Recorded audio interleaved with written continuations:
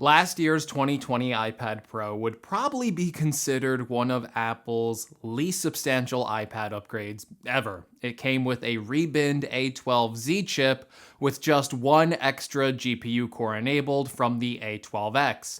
The biggest upgrade to that model actually came in the camera department with an additional ultra-wide-angle camera and a LiDAR scanner for enhanced augmented reality.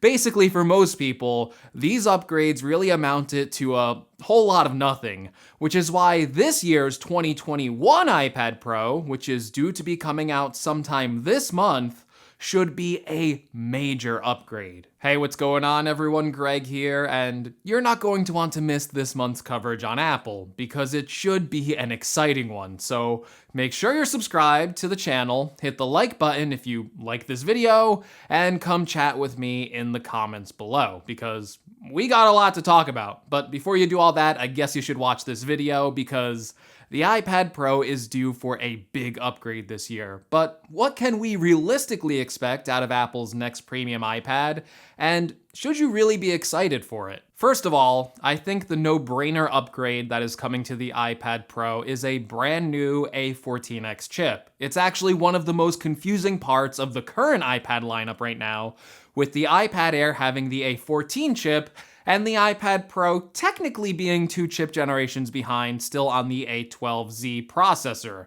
This means that the iPad Air is actually stronger in single-core performance than the iPad Pro. And when you're spending $800 for an iPad, it should be the top performer on every single metric, with absolutely no exceptions. So at this point, the A14 is basically a given, and you should be excited for it, because we already pretty much have a good idea on how the A14X will perform, because the M1 chip that's already in Apple's latest Macs is based off the design of an A14X processor.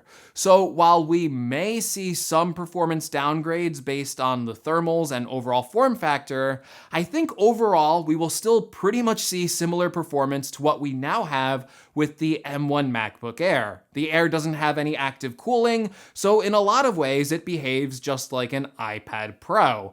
If we take this as true, we could see the iPad Pro this year achieving CPU benchmark scores that would outpace the performance of a 16-inch MacBook Pro. And that would really be just a huge technological achievement from Apple.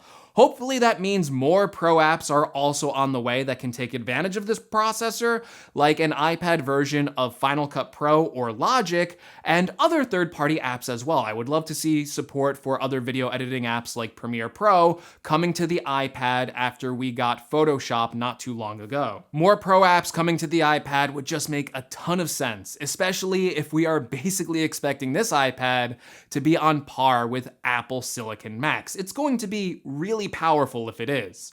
Now, there are some other tidbits we've heard based on leaks and rumors about the A14X.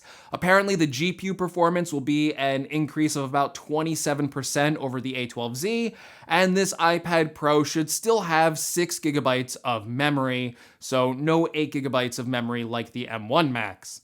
Now, even though the A14X will be a big upgrade, I think there's another upgrade that more people are going to be excited by, and that is new display technology coming to the iPad Pro in the form of a mini LED display. This will be the biggest jump in display technology for the iPad Pro since the introduction of the 120Hz ProMotion display, and the biggest visual display performance update since the introduction of the Retina iPad all the way back to the iPad 3. Mini LEDs should provide a big boost to the iPad's display. Traditional LCD displays require LED backlighting. A mini LED display is basically just as the name implies. Instead of having a few spots with LED backlighting, a mini LED display is much smaller, so it will have even smaller backlighting spots with thousands of small LED lights. The main advantage of this is that you get better control over the backlighting and can even dim certain zones independent of each other rather than turning the entire backlighting on or off. This increased control of backlighting leads to benefits of not only higher brightness, but also better contrast ratios and deeper black levels. Mini LEDs are also more power efficient and could lead to some savings on battery life. And unlike OLED displays, there's less of a risk of permanent screen burn-in. So unlike increasing resolution or making animations appear smoother with a faster refresh rate, Mini LED will actually lead to better picture quality overall. Speaking for myself, I love how Apple tunes their displays, and I think panels like the 5K iMac really look gorgeous, especially when you compare them against other PC monitors. So I'm expecting a big upgrade from this Mini LED panel, and if it's anything like Apple's previous visual updates, it's going to be one of the main reasons you should probably buy or upgrade your existing iPad to this next generation iPad Pro. Now, there is a bit of bad news with this Mini LED rumor, and that it may only be coming to the bigger 12.9-inch iPad Pro model.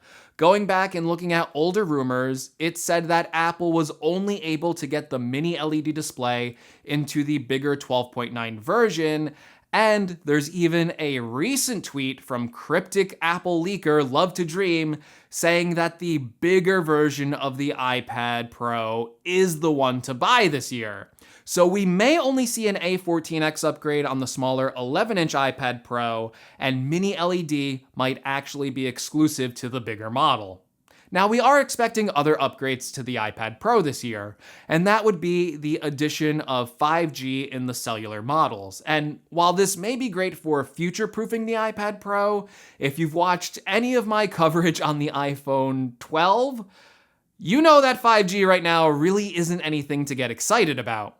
The telecom companies still have a lot of work to do, not only expanding the 5G network, but also making sure those towers are able to deliver performance that is more stable and speedier than existing LTE networks.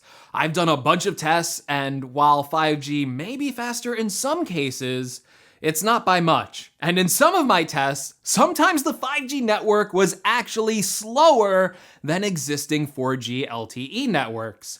And 5G also has a disadvantage in that it currently uses up more energy, thus resulting in poor battery life. So if you buy the cellular version of this iPad Pro, you may actually want to toggle off one of the new features. So you might want to turn off 5G to actually save on battery life, and maybe even get better cellular performance. Now, when can you expect to get your hands on the new 2021 iPad Pro? Well, according to a recent rumor from John Prosser, Apple is going to be hosting a virtual event on Tuesday, March 23rd. And if that rumor turns out to be true, that's only 2 weeks away.